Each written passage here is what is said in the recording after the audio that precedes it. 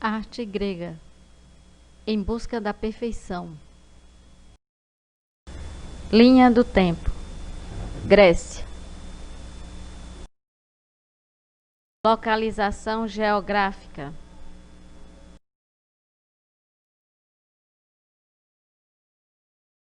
Grécia. Introdução. Os gregos foram os primeiros artistas realistas da história, ou seja, os primeiros a se preocupar em representar a natureza tal qual ela é. Para fazerem isso, foi fundamental o estudo das proporções, em cuja base se encontra a consagrada máxima segundo a qual o homem é a medida de todas as coisas. Podem-se distinguir 4 grandes períodos na evolução da arte grega: o geométrico, séculos 9 e 8 a.C., o arcaico, séculos 7 e 6 a.C., o clássico, séculos 5 e 4 a.C., e o helenístico, do século 3 ao 1º a.C.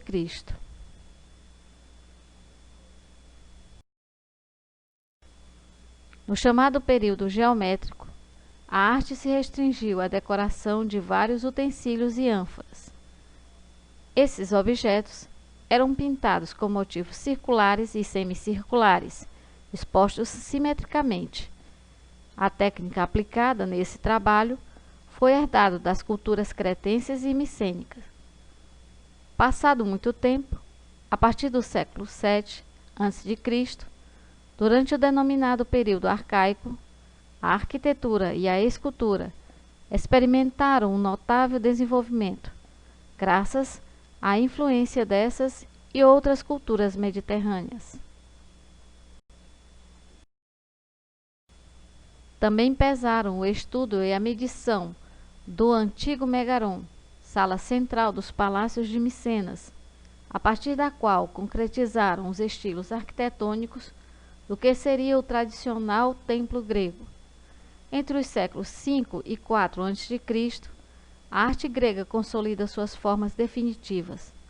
Na escultura, somou-se ao naturalismo e à proporção das figuras o conceito de dinamismo refletido nas estátuas de atletas como o Discípulo de Miron e o Doríforo de Policleto.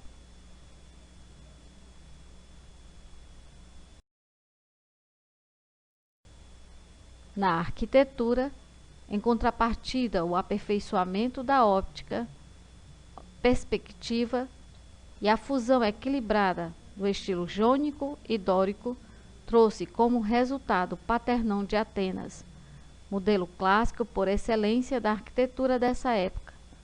No século III, durante o período helenístico, a cultura grega se difunde, principalmente graças às conquistas e expansão de Alexandre Magno por toda a bacia do Mediterrâneo e Ásia Menor.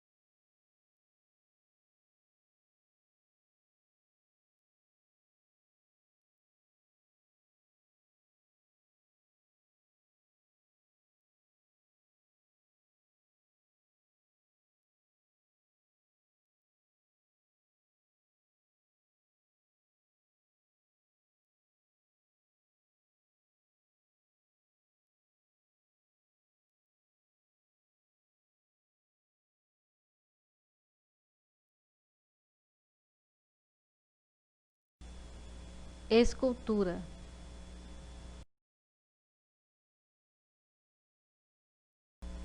Escultura.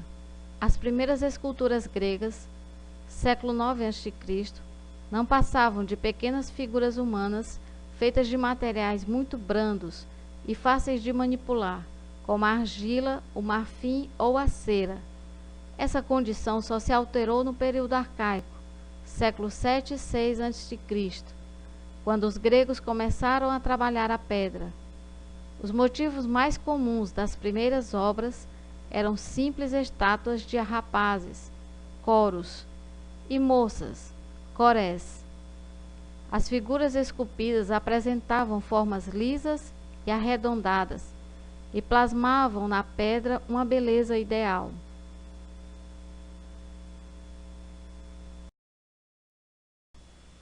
Essas figuras humanas guardavam uma grande semelhança com as esculturas egípcias, as quais obviamente lhes haviam servido de modelo. Com o advento do classicismo, século V e IV a.C., a estatuária grega foi assumindo um caráter próprio e acabou abandonando definitivamente os padrões orientais. Foi o consciencioso estudo das proporções que veio oferecer a possibilidade de se copiar fielmente a anatomia humana, e com isso os rostos obtiveram um ganho considerável em expressividade e realismo.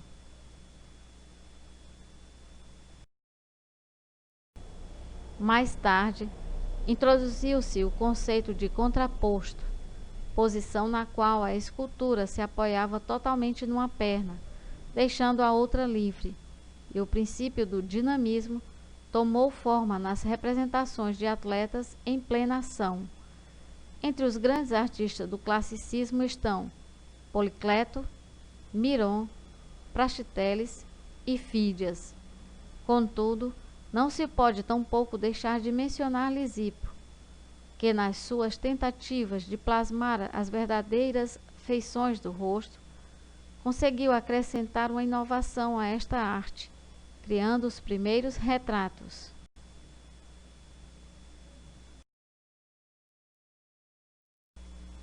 Durante o período helênico, século III a.C., verificou-se uma ênfase nas formas herdadas do classicismo, e elas foram se sofisticando.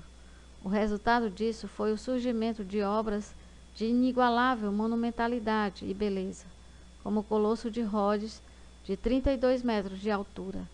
É interessante esclarecer que, tanto por sua função religiosa, quanto pela sua importância como elemento decorativo, a escultura estava estritamente ligada à arquitetura.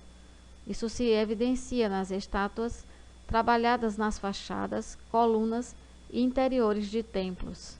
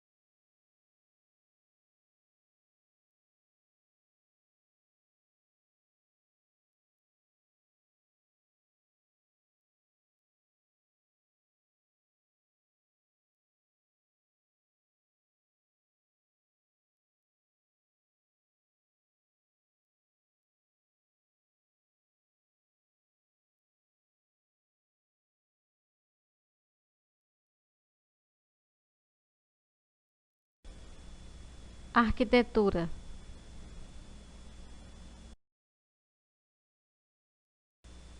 Arquitetura.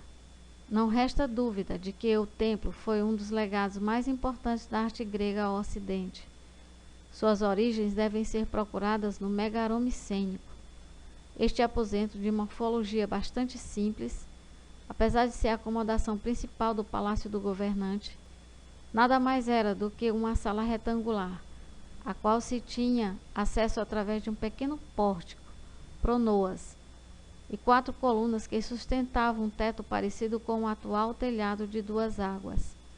No princípio, esse foi o esquema que marcou os cânones da edificação grega.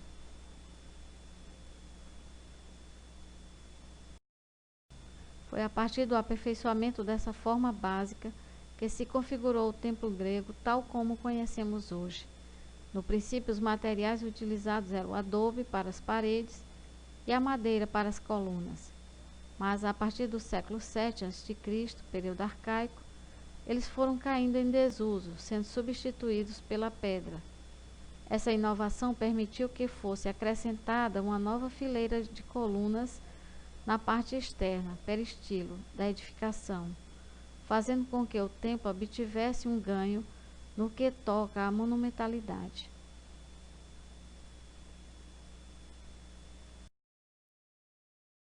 Surgiram então os primeiros estilos arquitetônicos, o dórico ao sul, nas costas do Peloponeso, e o jônico a leste. Os templos dóricos eram em geral baixos e maciços. As grossas colunas que lhes davam sustentação não dispunham de base, e o fuste tinha forma acanelada. O capitel, em geral muito simples, terminava numa moldura convexa chamada de equino. As colunas davam suporte a um entablamento, sistema de cornijas, formado por uma arquitrave, parte inferior, e um friso de tríglifos, decoração acanelada, entremeado de métopas.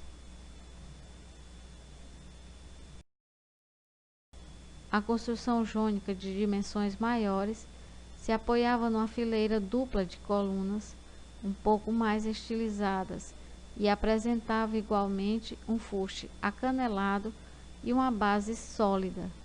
O capitel culminava em 2 colunas graciosas, e os frisos eram decorados em altos relevos. Mais adiante, no período clássico, século V e IV a.C., a arquitetura grega atingiu seu ponto máximo.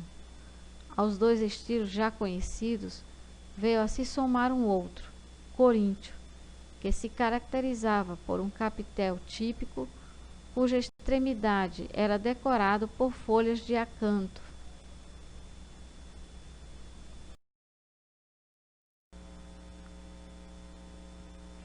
As formas foram se estilizando ainda mais e acrescentou-se uma terceira fileira de colunas.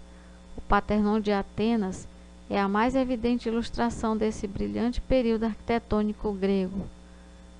Na época da hegemonia helenística, século III a.C., a construção, que conservou as formas básicas do período clássico, alcançou o ponto máximo de suntuosidade.